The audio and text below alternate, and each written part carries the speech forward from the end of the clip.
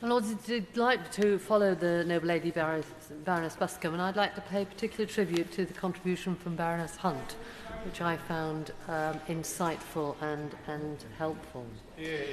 I'd particularly like to thank the noble lady Baroness Burt for introducing the bill, because it enables us, those of us who support a ban on attempts to supposedly cure people of their gayness, to nevertheless explain why we have grave concerns about this particular bill, especially, of course, as there was no pre-ledged scrutiny.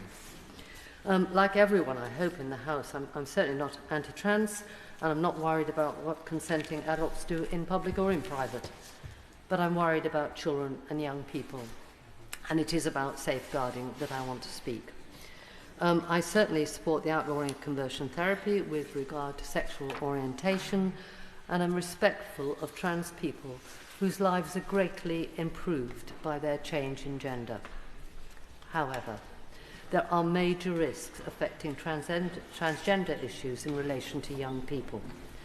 We're not talking about a way of life or sexual preferences, but serious potential life-altering medical or surgical intervention. Our former colleague, Baroness Ruth Rendell, campaigned against female genital mutilation and helped introduce laws that made it an offence to send a child abroad for this procedure. I wonder what she would have thought about prescribing pills to a 16-year-old, which could lead to infertility, loss of sexual function, and physical complications, without very thorough advice and counselling, and at an age where the decision to end the possibility of childbearing is surely too young. And I should know. Just as some people are sure from an early age that they're gay or they'd be happier in another gender, I always knew I would never have a child. But it took until I was 26 before a surgeon was willing to take the step beyond just taking the pill. And even then, he took me to a psychiatrist for an assessment before he actually booked an anaesthetist. And that was only to tie my tubes. I don't regret the psychiatrist, and nor do I think it was inappropriate. And I was 26 at the time, not 16. Puberty blockers, which are given off license, they've not been licensed for transitioning children. They're the same drug as we use for chemical castration. This is wholly more significant than just tube tying. Yet this bill risks criminalising any psychiatrist, therapist, teacher, doctor, perhaps a parent or a church minister who seeks to engage with that youngster and test their request to transition.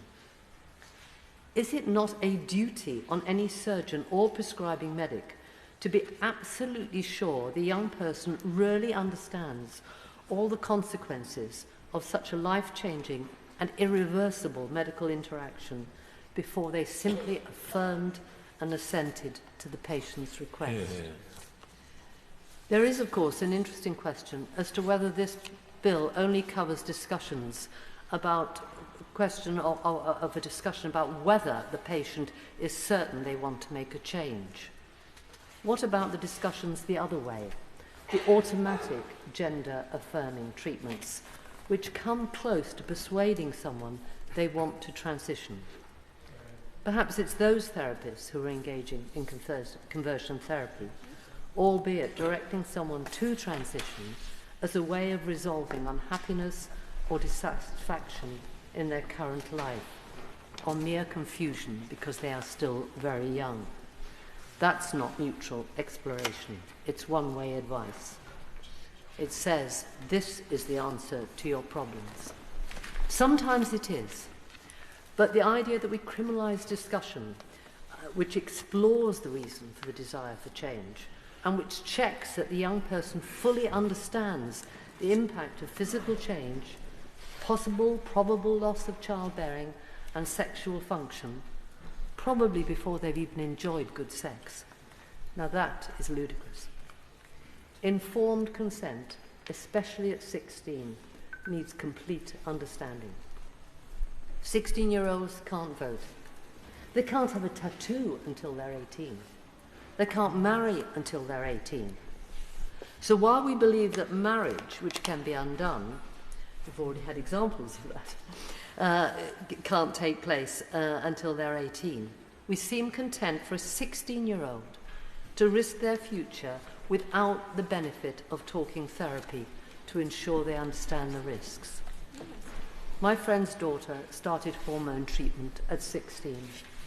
Within months, her voice had broken, and she will have a man's voice now for the rest of her life, from age 16.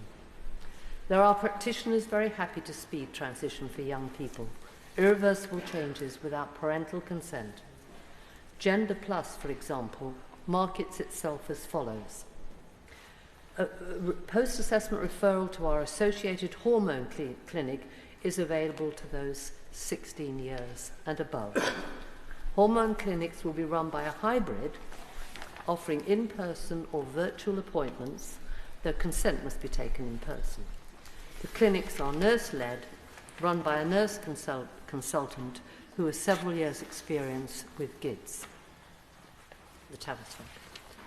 So apart from final consent, a nurse-led virtual consultation is all that is necessary for that agency for potential life-altering, irreversible medical intervention likely to lead to infertility.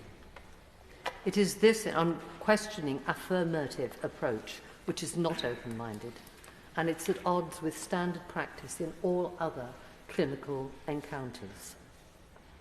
My fear, despite what the Noble Lady Burt says, is that this bill will outlaw anything other than unquestioning affirmative treatment, and I could not support it in its present form.